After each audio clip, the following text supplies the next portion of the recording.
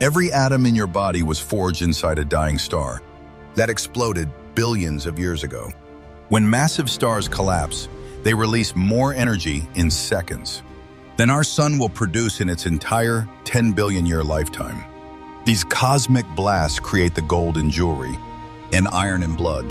Without supernovas, rocky planets like Earth couldn't exist. The universe recycles itself through violence, turning stellar death into new beginnings. Next time you look at the night sky, ask yourself, which distant star will be the next to paint the cosmos? With the building blocks of future worlds,